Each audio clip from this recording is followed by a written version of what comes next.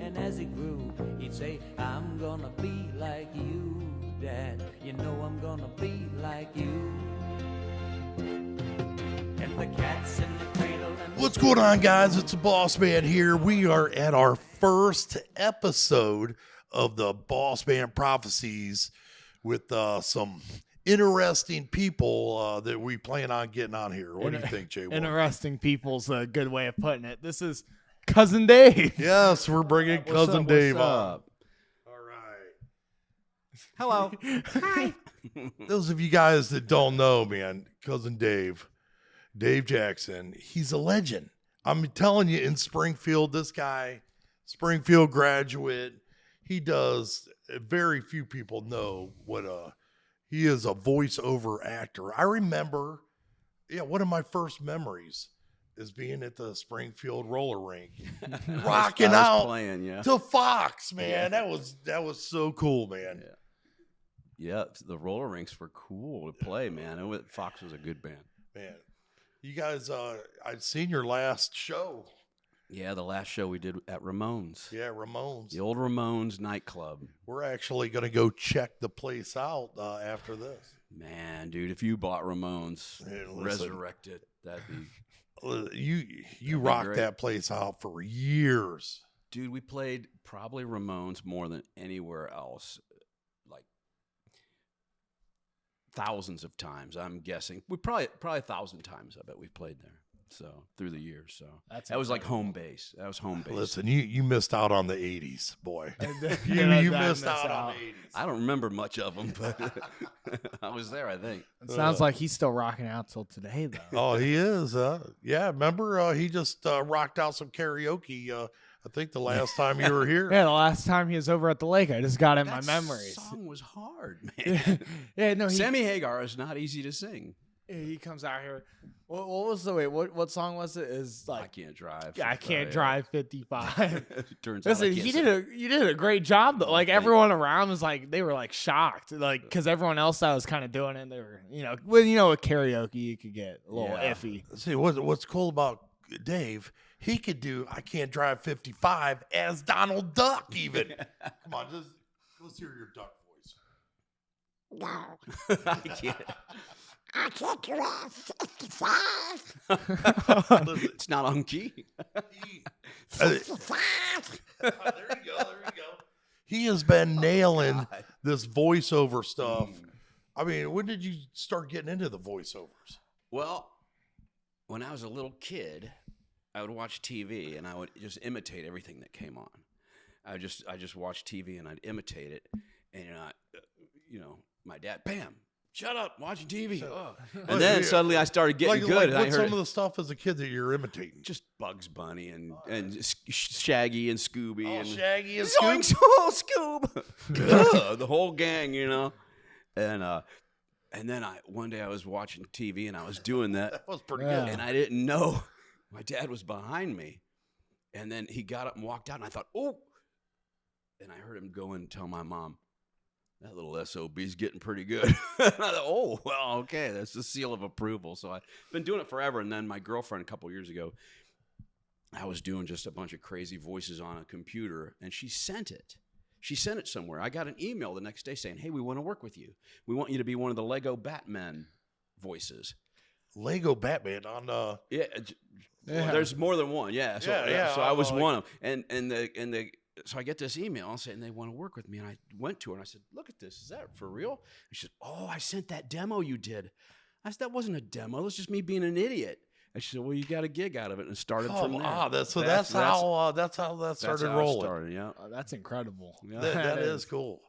I mean, I remember coming over that one day and you're doing some kind of pet. I don't know. I'm like, what the? A pet? It was some kind of toy. You had some kind of gig going on with the. Yeah, I remember when we went. There wasn't no talking. Yeah. It was just what? Yeah, it was just, it's called, what is it? Something like Fraidy Pets or Scaredy Pets, something like that. And it's a stuffed toy, and it's a dog and a cat. And if the cat or dog hears a loud noise, like a bang, it starts and so then the kid takes it and snuggles it, and it calms down. So And then you did all those. I did You all did of them all. Yeah, I did all those voices for that. And Lauren has a couple cats, and they were freaking out, man. I do that dog, and they would go hiding. And I'm like, dude, it's just me. Pretty funny. That is kind of cool. Yeah. So I'm a stuffed toy. A stuffed toy. Yeah. I'm just so big stuffed teddy bear. so if yes, you can start purring like when somebody been starts known to- petting you. Yeah. Let's not go Right. there. It's cool, man. I mean, a lot of the stuff, I mean, people don't even know, because nobody sees, what a voice actor looks like. Right. I mean, what's some of the cool stuff you've been on? Well, the first big one I did was for the NFL and Yahoo Sports and NFL. The No NFL. kidding. How did you? No, I did this week on the NFL, one of those deals, and so I did a demo to try to get the gig. At the time, I didn't have an agent. Now I have a couple, but at the time it was just me. So I sent a demo, and a couple days later, like, we want you to do it. I'm like, oh, this is great. The NFL, wow. So they said, here's the voice we like. So they sent me a voice that they liked. So I for a couple days, I tried to imitate this guy, and I thought, wow, that guy's good. I don't know. So then I have this big meeting. This is really embarrassing, man. I'm on the phone. It wasn't a Zoom meeting. It was everybody was on the phone, and they were directing me. And I could tell it was all these big shots in a corporate boardroom. And they said, Dave, try it like this. Say, you could be watching football, that kind of thing, So I kept, everybody has their own idea of what to do. So I'm doing this, and then there was a technical glitch for a minute. And I said, hey, can I ask you guys something? Sure, Dave, go ahead. I said, why didn't you just use that first guy? He was really good. And they all start laughing. I'm like, is that funny? And they said, dude, that was you. I said, what? They said, that was the demo you sent us. Really? So for days I was trying to imitate myself, going, man, that guy's good. I can't keep up with that guy. It was me. And they were laughing. They thought I was the biggest moron in the world. And of course I am. I mean, I shouldn't have probably told that story. that'd be pretty embarrassing, but It was embarrassing. They all busted up laughing. I said, why don't you just hire that guy? We did, you idiot. Oops. Oops. So, yeah. I mean, some of the other Stupid. cool things, I'll stop over. I stop over every once in a while. Yeah. I don't even call anymore. I just come right in. I love it. I never know what the heck I'm going to walk into though. So I go downstairs. He's got his little studio set up, and he's doing these audio books, and he's like every character. He's every character in the book, and it's like crazy good. I mean, well, thank you, but I try to if you put some- listen to that, there's no way that's all you. Well, I try to put, if you're reading an audiobook and different characters come in, it doesn't have to be like totally dramatically different, but just so that voice is a different character speaking, and I try to put some effort into it and do a little acting, a little thespian. Well, let's hear, listen, I know you have some accents. Well, for a while I was doing Russian accent. I just did the Russian audiobook, so I talk like this. I'm walking around the house. Lauren's like, okay. Yuri's here. Yuri Dragunov is my name, and I walk around. What's up, cousin? I like it. always in character. Yeah, always. You got that British one. The too, British one, yeah. and I just fall into it, you see. And some days I walk around and I do it all day, and I can't help myself. And people are like, but if I'm doing an audiobook, I kind of stay in character a lot. And the British thing comes very easy. So half the time I don't even know I'm doing it. So wow. I just So walk around. you almost forget how I do. you normally talk. I kind of Because forget, and I sort of have just a little bit of it, and I don't even know I'm doing it. It's just a touch, and it's so natural. Sometimes I just walk around, and I don't even realize, well, where are you from? Canal Fulton. Good heavens, how dare you? So that's just that kind of thing, but. And the Southern voice, we can do those. Oh, yeah. Oh, our whole family. Oh, Lordy, the gumptions, we can do those Southern voices. So it's just whatever depends on it. And there are times when I'll have to. I mean, I'm not perfect by any means. I'll have to YouTube a voice and listen. Wow, how's that? Get the cadence of it and stuff. And some are hard. Yeah, like if you hear like a voice that you've never done before, what do you like look for to try and imitate? Never done. I like to hear this one that he hasn't even attempted. No, that's not true. Well, I did a Scottish voice, and I was surprised it was kind of hard. A Scottish voice, there's a big bombastic guy in the last. His name was, I forget what his name was, but har har har. He's always laughing like this. And every time I'd come to a chapter with this Halston in it, I'm doing audiobooks right now for M.R. Forbes. And Forbes is a big sci-fi author. He's a big shot. I've done like 21 or 22 books for Forbes. I'm working on The Sheriff 5 right now. The Sheriff is like his biggest character. So when I first started doing The Sheriff, that didn't sound right. When I first started doing The Sheriff, whatever. Well, I didn't have a voice, so I thought, okay, this guy is an apocalyptic sheriff trying to keep the peace on Earth, and there's really no law. And there's not many people left. Better have the handcuffs. So that's why I was doing the sheriff. Right. That's what I was thinking. So I gave him kind of a Clint Eastwood kind of voice. He's kind of a cool dude. And, and a couple fans, man, right off when I submitted that first book, a few fans were like, no, that's not how the sheriff's supposed to sound. I'm like, dude, he's like a cross between Snake Plissken and Clint Eastwood. Of course that's the sheriff.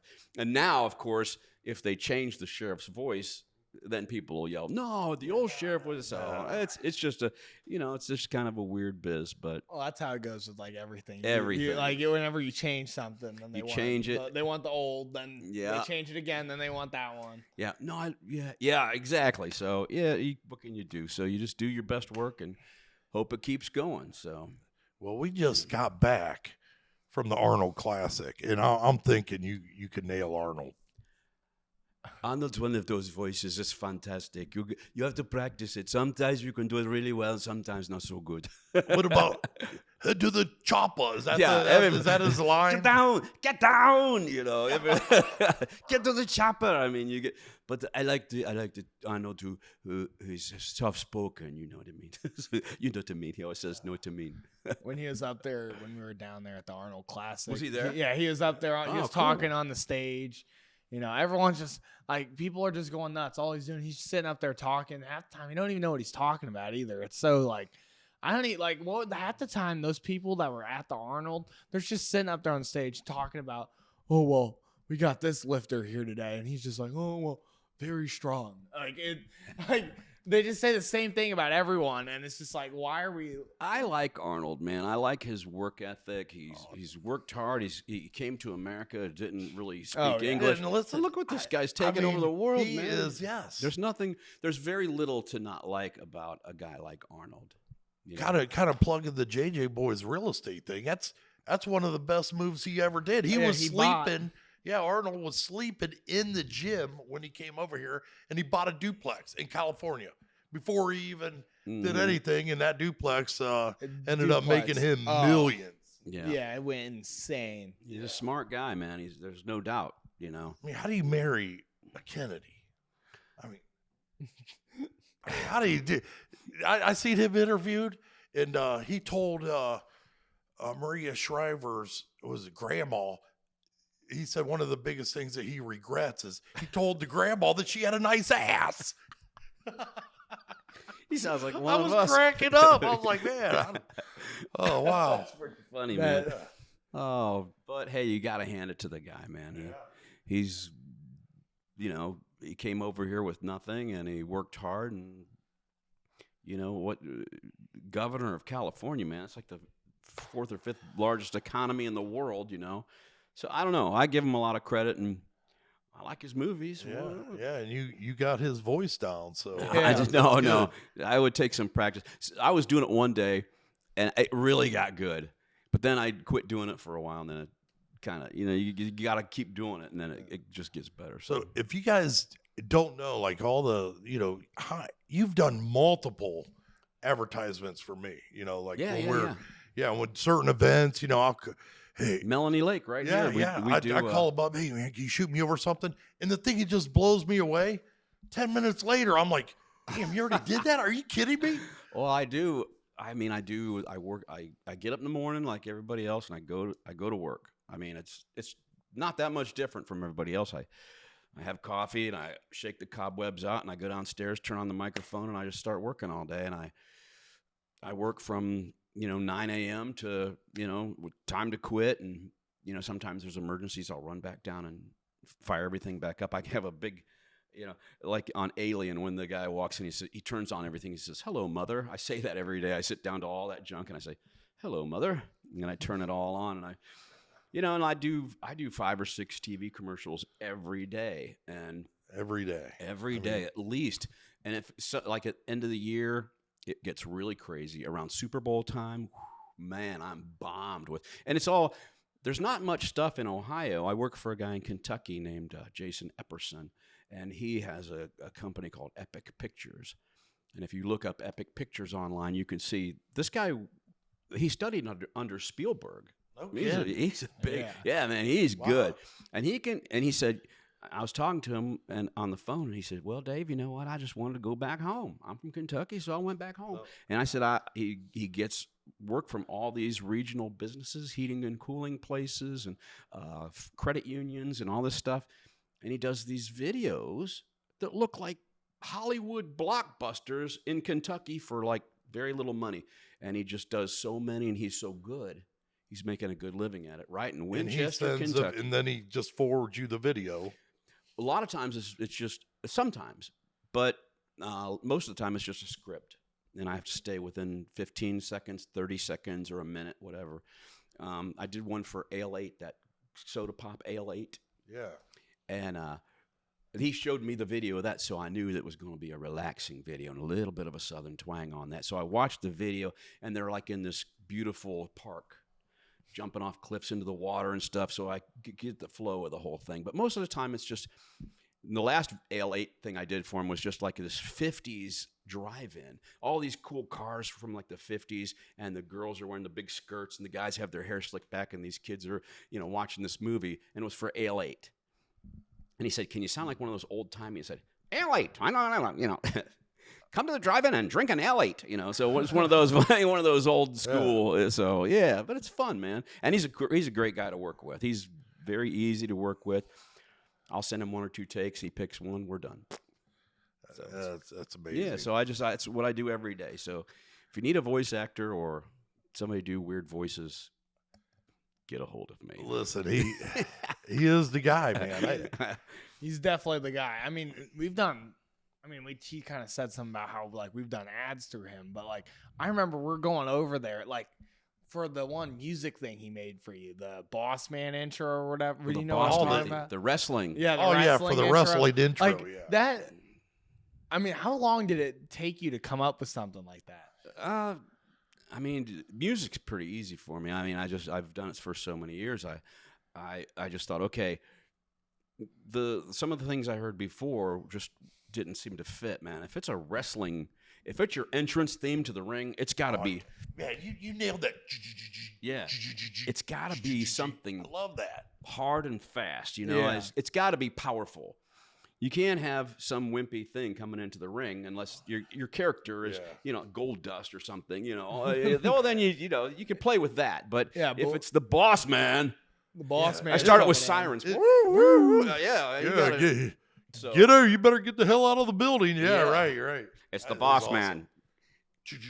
Yeah, it's awesome. It came out great. So that was awesome, man. I really appreciate that, man. No problem, you man. Nailed that.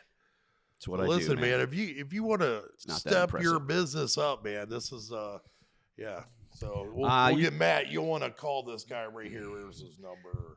However you say to get a hold of.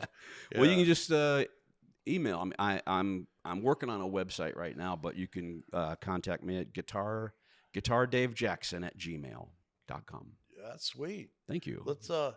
Let's talk about some of the bands you've been in. I mean, and some of the people you've met. Well, what about people you've met, but like you go out to like these like parties and stuff. I'm thinking is there like a cool like party trick being able to do some of these like that probably gets some of the people going there. That's awesome. Well, I was always, I was never the best singer in any band I've ever been in, but I've always been the guy that speaks to the crowd. Like when you have Al McKenzie as your bass player, and he's got that voice, you sing as much as you want to, Al, because he kills it, man. He's great. And I've been lucky to be in bands with guys who can sing. And that was the whole point of the band Foxx. When we put Foxx together, we wanted a band, and we really looked under every rock for a lead guitar player who could sing, a drummer could sing, because we wanted to have harmonies. We wanted to be different, because a lot of bands are darn lucky if they have one guy who can sing. And we found 4. And then if somebody wanted to quit or what happened, whatever, we would have to find somebody else who could replace them. And it was never easy, but I was always the guy that talked to the crowd. So it just, and now and then a funny voice would come out, and it just, people would laugh and you tell jokes and stuff. One girl was heckling me so bad, just screaming at me. I'm trying to talk to the crowd, and she's screaming at me. And I said, I was just about to tell a joke so funny it would have knocked your boobs off, but I see you already heard it. Oh, dude. Oh, it was mean of me to say, but dude, she was on me. I mean, screaming, Dave Jackson, you're a moron. Just whatever she was saying. You must have really pissed her off at one day. Well, I don't know. Maybe. I don't know what happened, but man, you don't attack the guy with the microphone. Right. Because everybody started laughing, and she kind of slunk away. So she suddenly disappeared in the crowd. She was gone after that, but. So it's all the music and the voices and everything's just kind of all tied in together. And now that I'm 1,000 years old, I'm starting to get pretty good at it. Wisdom. Yes, wisdom. With age comes wisdom. Oh my, George Takei. Like some of the bands you actually toured with. I mean, you guys did at Foxx. You guys were there, man. It was pretty close. In the 80s. People would be surprised how close we were. We were touring all over America. We opened for Blue Oyster Cult, a bunch of bands. It was just, wherever we could get a good gig, we would take it. And sometimes we would do a couple of gigs a day. Like we would play. I remember playing at a high school, and then the roadies would tear our stuff down. I think we did a high school, and then we went and did a benefit. We played an hour at a benefit for abused children at a big fundraiser thing. Then they tore our gear down, took it out to a club, set it up, and we did another gig that day. And that's uncommon, but we have done at least 2 a day, quite a few times. So we played. I think our record is 43 nights straight. And we had a drummer that was in the band for 9 months, and he kept a record of wherever we played. And he said, dude, I was in the band 9 months. We played 211 shows. So I don't know what that equates to a year, 300 gigs a year or something, but it was a lot. Could you imagine if he kept a record of how many beers were drunk in that amount of time? Wait, how many days straight again? 43, I think, is our record. 43 days straight. From doing either like impersonations or performing like that, especially that much, does your voice ever just give out? You know what? I'm lucky. I have a nice, strong workhorse voice. It doesn't give out much, but if I get like a chest cold, it's not pretty. Because I don't know, you see a lot of rock stars from the 80s and stuff. They're their voice is dead. They either had to change how they sing or they just can't do it anymore. Yeah, I know. It's sad. I mean, but I've been lucky. You do anything special to keep that voice? I work it every day, man. I work it every day. So, I just, I don't know. Maybe I just am blessed that I have a strong voice.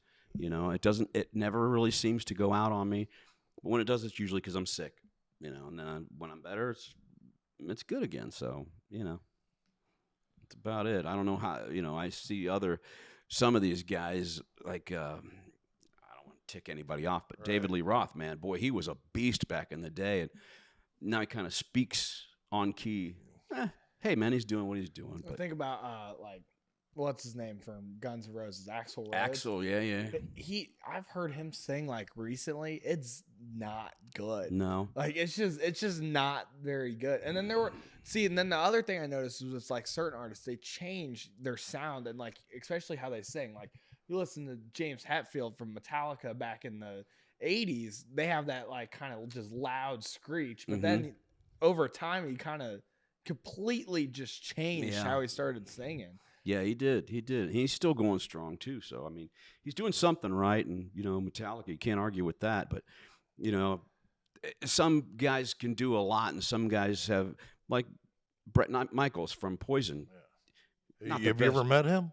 No, I haven't. Everyone I played with has played with him. Says he's a great guy, nice guy. More power to him. I'm not a fan of his singing style. I mean, my P stream has more range than that, But can you imitate him? Oh man, Come on. Well, it's everything's in the key of G, and it just kind of flows right here. He doesn't do a whole lot, but you know what? Hey, man, the guy's been successful at it. You can't take it away from him. It is, yes. But he just kind of he got his little place there, and he never goes too high, never too low. Just pick it. So good enough. Hey, man, I'm not bad mouthing Bret Michaels. Good for you. Well, who's some of like the real like famous people that you've either met or like even maybe had a chance to like work with or anything like that? Well, I hung out with Johnny Ramone in New York City. It was pretty cool. Went to a monster movie convention with Johnny Ramone. He was great. I'd just been so many people through the years. I mean, Blue Oyster Cult thought that we were a girl band because Foxx. I said, it even says on the ticket stub, Blue Oyster Cult and Foxx. And they were like, oh, cool. They thought, look at them spandex they're wearing. Yeah, look at that. Look at all that hair. So for some reason, Al took offense to that. I was driving down the road listening to Rock 107 or MMS or something at the time, and the guys in Blue Oyster Cult were all excited to see, play with this opening act who was a bunch of girls, hot chicks. Well, they got us. And so Al, for some reason, they gave us a big, nice dressing room and, buffet and all this stuff, and we ran out of beer. So Al McKenzie decides, I'm going to go steal Blue Oyster Cult's beer. Oh, he goes in their dressing room with his little cart, and he wheels into our dressing room all their beer. So we didn't know it at the time, but he confessed this much later. So all right, what kind of beer were they drinking? That's good. It's probably the good stuff. Probably better than what we had. But that's a good story. Stealing Oyster Cult's beer. That's just what I heard. All right, yeah, what I heard. The rumors are. So just stuff happens all the time. Just a big crazy. Everything you read about and hear about, most of it is pretty accurate. Yeah, there's a lot going on. So you're also a big comic guy fan, sci-fi. Yeah, man, I love. It's something that you and I probably have in common. We talked about it before. The aliens, the aliens. Oh no! I don't know. We won't get too deep into the alien one. Into the aliens. We could have a whole entire show by itself. Oh man, dude, I don't want to think about the alien thing. Seems like there was another thing. Something else I was going to tell you, but I don't seem to quite recall what it was. Can't quite recall. I like your footwear. Yeah, you like those? Yeah. Yeah, I have to air out my toes here. That's some serious hillbilly stuff. Socks and bare feet. No, we don't call them hillbillies anymore. They are free-range Americans. All right. That's what we're going to Yeah, I like it. You can't use any term like that because that's too offensive. Right? Oh, I know. In this day and age, you can't say anything. So yeah, kind of like the people, kind of like the people that go into the houses and steal our copper out of the rentals. I call them urban miners. They're mining. They're looking for mineral resources. Yeah, man. right. They're urban miners. Heck yeah. Oh, that's lame, man. Thieves are the worst. Oh man, I came out of a recording studio one time. We recorded late at night because that's just our time. If we had a night off, we'd go to the recording studio. I came out to hear a mix on my cassette. It was cassettes back then. And I looked, and my dome light was on. I'm like, why is my dome light on? There's a big old coat hanger hanging out of my door. I'm like, oh, man. So they had stolen my stereo, everything, and they left all the heavy metal tapes that I had. So it was obviously someone who was not a metal fan. Right. Unfortunately, there was a live Foxx in the deck that they stole that I'll never get back at the Akron Agora, and it was probably the best, one of the best shows we ever did, and that was gone forever. Somebody probably heard that, threw it in the trash. I don't like metal. Bam. We played this one place, and the guy told us he didn't want any heavy metal. So we're like, really? He said, nope. No, he was bummed out because we didn't. He wanted us to look prettier than we were. He wanted, because he said, you guys look like a bunch of bikers, and I don't want metal. And we're like, okay. So of course we went on stage and played the heaviest. We were playing Damage Incorporated by Metallica and all this stuff. And the crowd went nuts because they knew it was a place in Youngstown, and the crowd knew no metal allowed. So you had to play pop rock or whatever. And we could do that too. But for that night, nope. We were playing King Diamond. We were playing Metallica. We were playing Megadeth. We were playing a couple of our own PTL, these things that are real heavy. That guy went nuts. The crowd went crazy, and he went nuts. He was like, I'm not paying these guys. So I chased him around. It got nasty. So it was a kind of a thing. So I was surprised he let us play the next set. We went upstairs where the dressing room was, and our drummer, Keith, found a telephone that was working. So Keith says, I know what I'll do. So he calls the Tokyo Hilton, and he starts talking. He's talking to somebody who can speak English, and he's talking about Godzilla films and all this stuff, and running this guy's phone bill up because the days before cell phones, man, it was expensive. Right. And he's talking about all this crazy stuff, and I can't even imagine what his phone bill was after that. And that was one of the funnier things Keith ever did, and he's just talking about just the Ultraman and Johnny Sacco and Godzilla and sushi, anything kind of Asian he could think of. He was on it and talking and this person was real receptive. Yeah, well, we have a lot of sushi bars here, and so he paid us, and he had a big old phone bill. But Keith was in his glory that day. So pretty funny. All right. So. Well, you're definitely an interesting character. Thank you, sir. I'm glad to be able to get you on here for our first. I didn't know I was going to be on. I would have dressed the part. Yeah, because I kind of surprised him because we're actually going right after this to look at Ramones. Yeah, Club Dirty, whatever they call it. But, yeah, it's for sale, so it'd be really nice if somebody could resurrect a nice live music venue. That'd be great. Yeah, put country in there. Country. I could see country on Fridays. Yeah, man, just something for the musicians to do, and people around here to enjoy. There's just not that much going on anymore. So times have changed. So once again, I think we can kind of go over Dave Jackson. Reach out to him. You need voiceovers done. I'll do it. Any kind of work. He's got it. He's got all kinds of interesting stories, funny stories. Oh yeah. Rock star back in the day. That's still a rock. Once you're a rock star, you're always a rock star. I don't know about that, man. I don't feel very rock starish anymore. But hey, I still dabble in music, still do the voices, still kicking. So, all right, guys. All right. This was fun. We'll have other people. I like doing stuff like this. Lesser guests.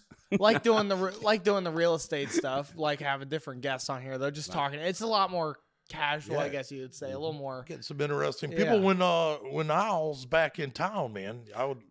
Yeah, Al would be a great guest. Like to hear both of you guys in here at the same time. Hearing some of the crazy stories. Him and I are the only ones left alive, man. Fox. There's a picture of us. Oh my God, that brings something up. Okay, go ahead. You guys did the first ever bathroom concert here. Yeah, remember that? Yeah, it was great.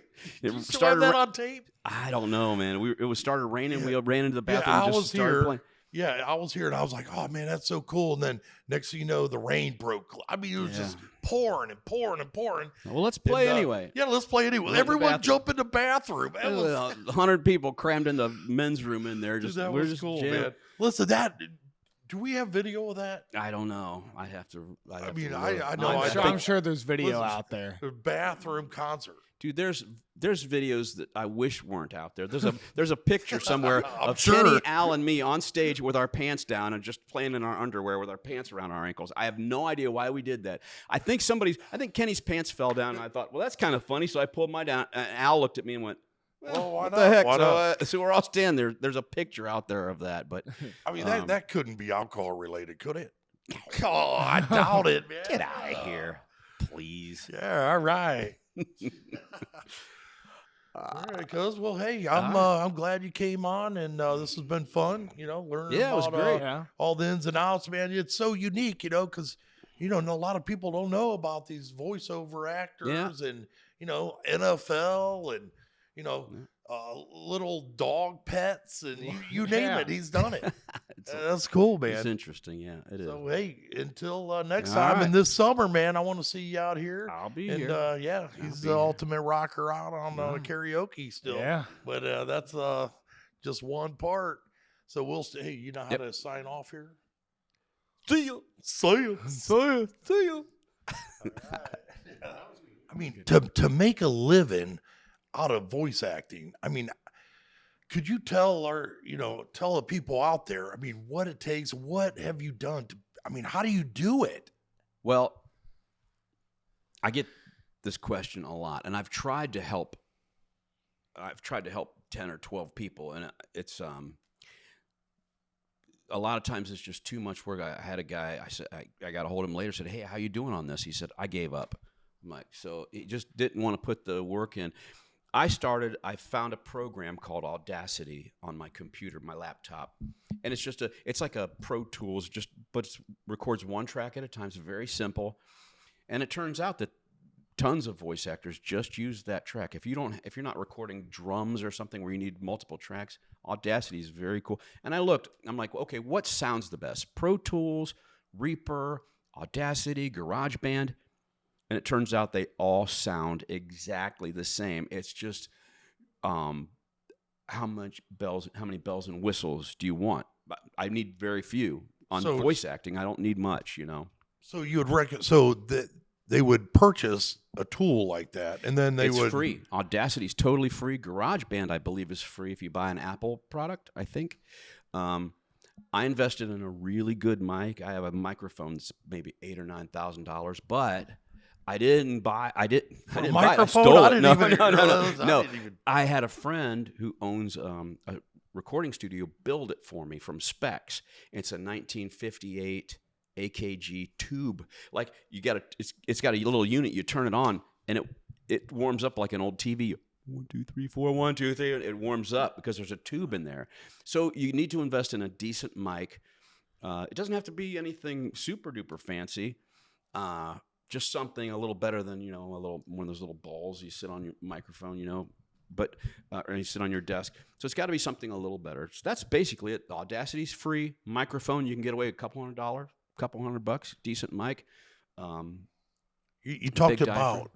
I'm sorry to interrupt you, but you talked about your agents. Like you actually have agents in this? I do. I work with Big Mouth Talent out of Chicago and Crown North Talent out of Los Angeles. And they send me auditions to do, and you do auditions. But they have a stable of other voiceover guys. So whoever they pick gets it. And once you get a couple, then you start getting more and more. And I just kind of cold called them. I sent them a demo saying, hey, I'm looking for an agent. And those two got a hold of me. So I don't know. I've had a few times where they've both sent me the same gig, and I'm like, uh-oh. So usually I don't even do those. I just think, I'm not going to get in a war here. Yeah, I'm not going to do that. But I just got started. That's how I got started. And there's a couple of voiceover places you can go to. They're pay to play. One is Voices 1, 2, 3, and the other one is voices.com. And I forget how much it is, $40 a month or something. And they'll send you just tons and tons of offers, and you just do the auditions you want and send it back to them. And if you get the gig, and I started that way too. I wasn't really getting enough, so I started doing that.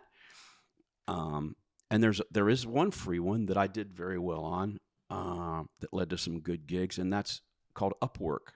And Upwork is free. So get Audacity on your computer. Very easy system. You can see your little voice wave. Get a decent mic, couple $100. Join Upwork, free, and start doing auditions. And if you get a few, just take a little of that money and stick it into Voices123, voices.com. And then, you roll from get there. Get an The next agent, thing you know, you're doing video or audio books with 10 different characters, Yeah. and you're every voice in the book. Yeah. I mean, that just blows my I mind. really like video games, man. I really enjoy. I like to play that video would- games, and I like doing the voices. But there's not a ton of dough in the video games. People would be surprised. Oh man, I thought would pay better. Not so much. Unless it's a really, really big game, you're not going to make a ton of dough on something like that. Usually, it's the big companies, the NFL and things like you that. know, talking about you like to do those. Well, I love like it. like 'Cause at you're night. acting. You get to do some acting in a video game. It's not just a voice. It's kind of an acting gig. At night, it's all I hear him in there is yelling. It is games. So we got to get you in there, and you could be like, I don't know, just talking about you. That. Listen, I think that would be huge. That would be kind of It's cool. funny. So Yeah. that would be neat. So that's how I got started. And that's the advice I would give. And I've tried to help some people, but I don't Listen, know. the more you help, like you could lay. You're right. You could lay out here it is. Here's exactly how you do it, and the people that actually take that and actually go roll with it is slim. I'm working on a website right now and like a YouTube channel and maybe a TikTok or something like that. And I'll have little videos explaining precisely how I do certain things, and I'll have the camera look at the screen to show what the levels should be and what I do to do it. And hopefully that'll help some people too. That's my little New Year's revolution. Yeah, I've always believed, the more you give, the more you get. So I try. I've always said that. So if you're out there, you're helping people out, and it comes back to you 10 times. It's a time thing too, man. I'm working a lot, so it's like I don't have a ton of time. So I thought, and I've been asked over and over, so I thought, I'm going to do some videos showing what I do. If they ask, hey, Dave, how can I do this? I'll send them the video. Here's how I did it. Good luck to you. So That sounds pretty good. Yeah.